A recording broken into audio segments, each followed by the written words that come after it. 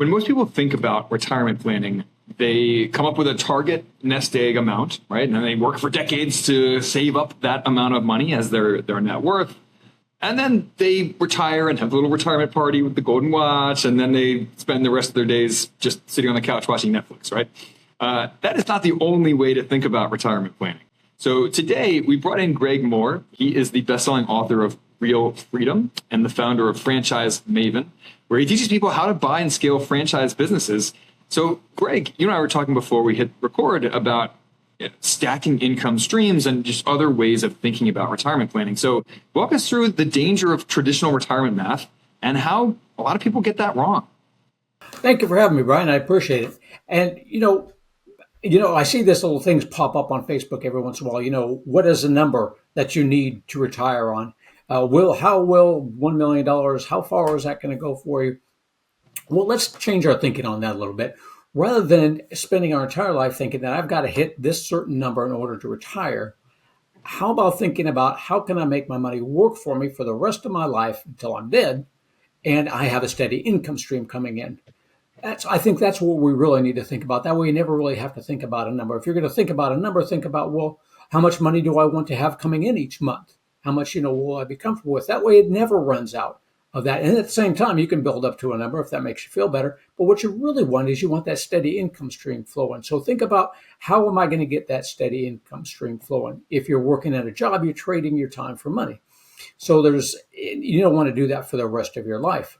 So what you want to do and what you want to think about then is, how can I create a business, some sort of business, systems and processes in place where I'm delegating everything, where somebody else is actually doing the work for me, whether that be in real estate, whether that be in your own privately owned business, or whether that be in franchising.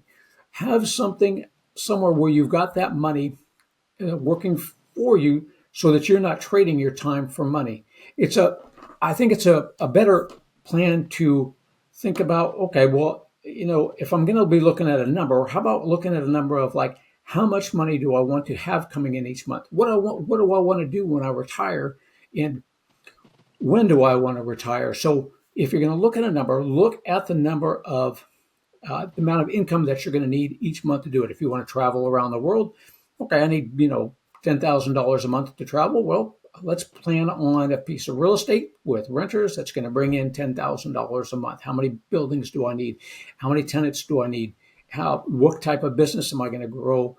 What type of franchise may I get into? That's going to build that up, rather than just having that set number where I say, okay, if I hit $1 million, I'm good to go. Because $1 million today, as we well know, if you were to go back, and you're going to be retired for hopefully at least 30 years or so on that. So if you just look at that one number and just say, I'm just going to hit $1 million, I'm going to retire. Well, $1 million today and $1 million 30 years ago, it's a whole big difference on that, on what you can get. Just a little bit of difference there. Yeah. So really now, 30 years from now, it's really hard to say if I say, I'm going to, $1 million now, because you're going to be chipping away at that. And I think it's going to really kind of concern people as they go through retirement. I'm at that retirement age, but I'm not ready to retire. I just work on my business for, a couple hours, 2-3 hours a day, in order to bring in that kind of money. I like doing it myself because that really keeps my mind active. So that may be another thing you want to look at too, is that, we work or we do something, pretty much trade time for money our entire lives on that. So we're already doing something, unless you've got something planned out specifically for what to do with retirement. A lot of people that come to me, they get into franchising or have reached retirement age, but they're just not ready to retire, because really running that business really feels good. And from a mental aspect, more than just a monetary aspect, it's something to do with your life, something that you can feel good about. Unless you really want to be doing, trading your time for money on that while you're in retirement, you feel good about that.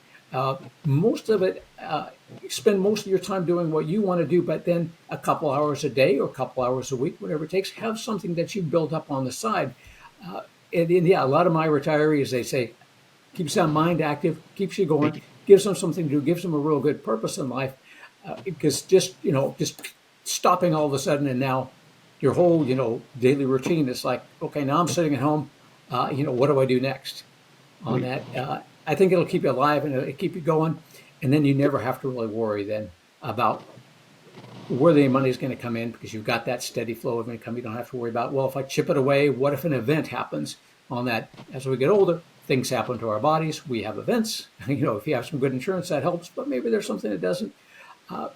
Steady flow of income. That's what you should be looking at for the rest of your life so it never stops and you're not trading your time for that money. You built something up on the side.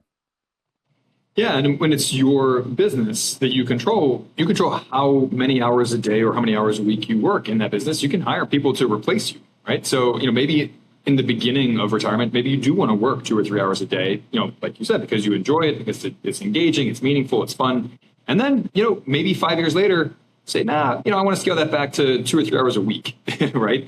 And you can do that because it's your business and you control it. It's funny, we talk all the time about financial independence and, building enough passive income to cover your living expenses. Exactly what you talked about, Greg.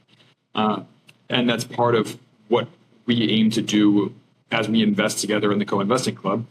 This month, for example, we got together and we vetted a land fund that pays a steady 16% distribution yield. So, for every 100 grand that you invest in that generates 16 grand a year in income. So, that's fun math, right? Where you get to say, all right, well, for every 100 grand I invest, that's 16 more grand in income every year. How many, what would I need to invest if I wanted to go live in Thailand, for the next year? And maybe I only have to spend 32 grand a year to live in Thailand. Maybe I only need to invest 200 grand to generate 32 grand a year to do that. So you can start pulling all these levers and just playing with the math, having fun with it. So anyway, not to go down a rabbit hole there. But Greg, in 30 seconds or less, how do you help people and how can people connect with you if they want to take you up on that help? Brian, I teach executives and investors how to investigate franchises the right way with clarity, structure, and knowledge. You can reach me at greg@franchisemaven.com. That's franchise Maven, M-A-V as in Victor, E-N.com. Go to my website, franchisemaven.com, or just pick up the phone and give me a call at 361-772-6401. Well, Greg, we really appreciate you coming in today to talk to us about franchises and just how to think about retirement a little bit differently. That's what we want to do in the Bucks Outside the Box show, is just nudge people out of their patterns of thinking about money, the old conventional rules of money that don't necessarily serve you in today's world. So guys, if you got a fresh perspective from this episode, please subscribe to the show, rate, review, share with your friends and colleagues and neighbors and all that good stuff. And lastly, consider joining the Co-Investing Club. It's what we do every month. We get together, we vet investments together as a club, and then we go in on them. Anyone who wants to go in can do so with $5 grand or more instead of the typical 50 or 100 grand that you normally need for private equity real estate investments.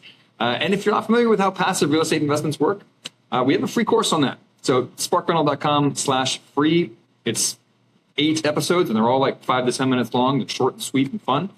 And on that note, stay weird, unconventional investor. We'll catch you next time.